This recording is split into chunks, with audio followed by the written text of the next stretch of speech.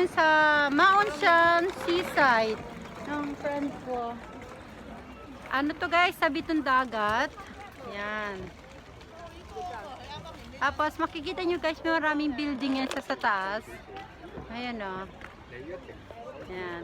Marami yung pasyalan dito guys. Yan.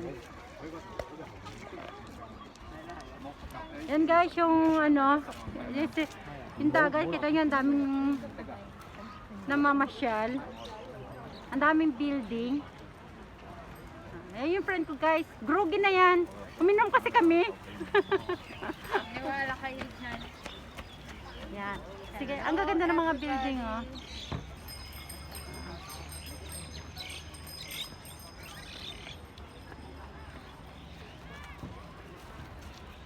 Ayan guys, lilibutin ko kayo dito sa Mount Shan Seaside.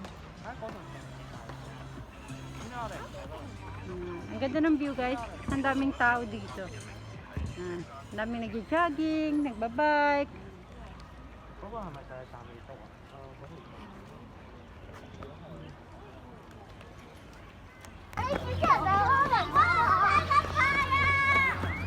Naglalakad kami rito guys, nagpapahangin kami. Kasi Uuwi na kami. uuwi na kami maya-maya. Kaya marami siyang tao. Ipakita mo yung mga boat na See? Ang ganda ng dagat guys. Salmada. Kalmado. Dito to guys sa Mount Shan. First time kong pumunta dito. Kasi medyo malayo na to sa place ko. Kaya nagtatry ako sa mga iba't ibang lugar dito sa Hong Kong. Yung mga magagandang puntahan.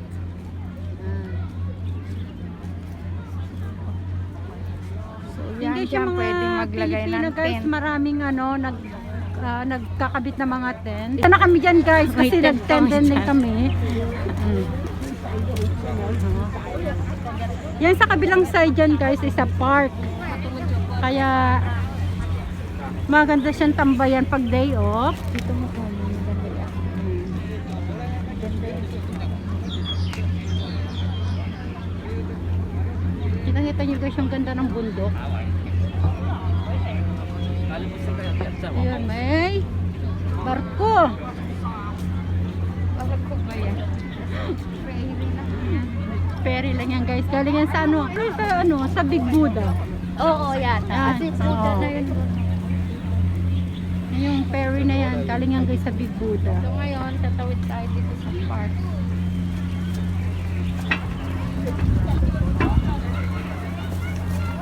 Akin na. Hoy, makulak-kulak. Guys, papasok kami rito sa may sa may park. Kaya may nagba-bicycle. Oh, ayan o, pakita mo yung mga park. So guys, ang daming tao dito ngayon. Ang daming nagkakabit ng kanilang mga tent. Ayan o, mga Indonesia, Chinese, Pilipina.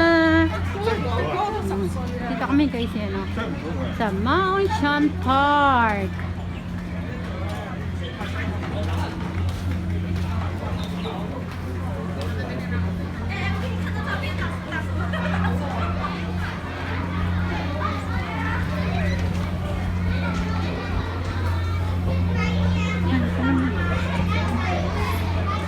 Yung mga bata guys naglalaro ng scooter.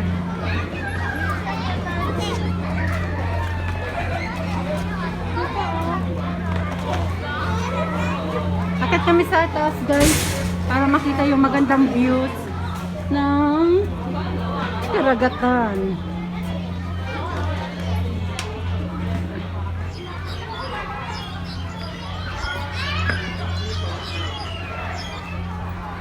Guys, maraming naglalaro ng mga bata. Oh, ayan, dito wala ko Ayan. makakit dito. Nasa nakikita nyo yung mga matataas na building. Pagkahirap na aakyat ng aming palasyong kami.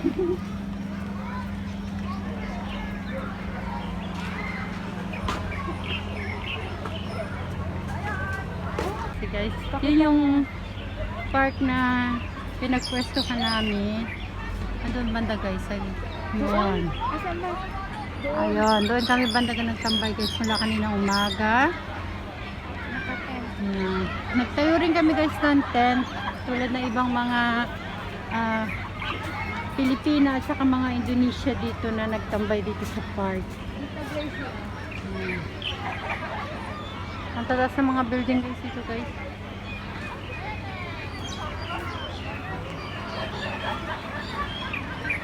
Pero buti dito guys sa park dito sa Shan. Pwede kang magtayo ng tent. Pero doon sa amin sa Chongchoy, Sa ibang park. hindi kami pwede magtayo ng tent. Dito ang daming tent. Ayun o. Kaya makakapagpahinga ka talaga dito ng maayos kasi matulog ka lang sa loob ng tent, makaka-relax ka na.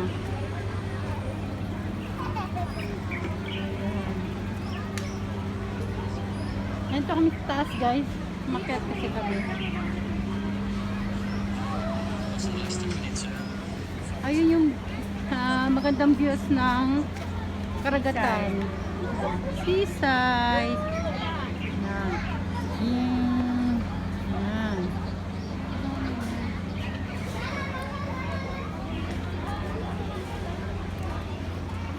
Yung part na puti na yung guys, yun yung sa Big Buddha. Yan. Medyo malayo na yun. Tapos kailangan mo talagang tumawid ng dagat.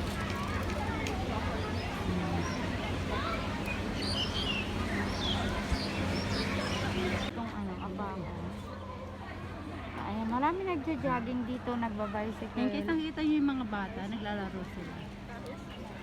Skating kasi malawak ito eh. Yung part na yun guys, yung may puti na yun, pag pupi sa sa Taimito, nadadaanan namin yan eh.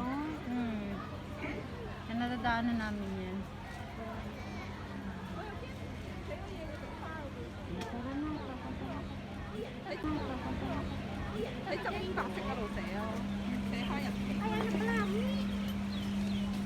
Bababa na kami guys, iikot kami sa may...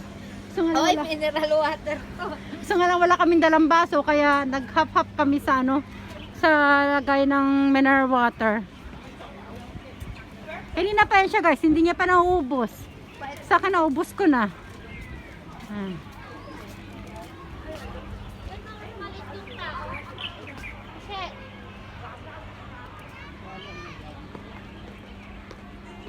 Yan, dito kami bababa kami guys.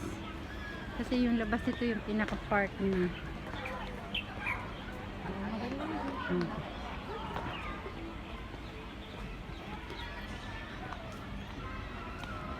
May naamoy akong Asan ba si Steffi? Ito yung tent namin guys. May towel pag nakasampay. Yan. Dito kami nagtayo ng tent. Oh, pero Gracie, oh. Hindi mo si Tia. Ang ganda dito guys. Tabi kasi siyang dagat. Kaya maganda magtambay dito kasi makakapagpahinga ka talaga ng gusto. At saka yung allow dito yung magtayo ka ng tent. Hindi katulad sa ibang park na bawal magtayo ng tent.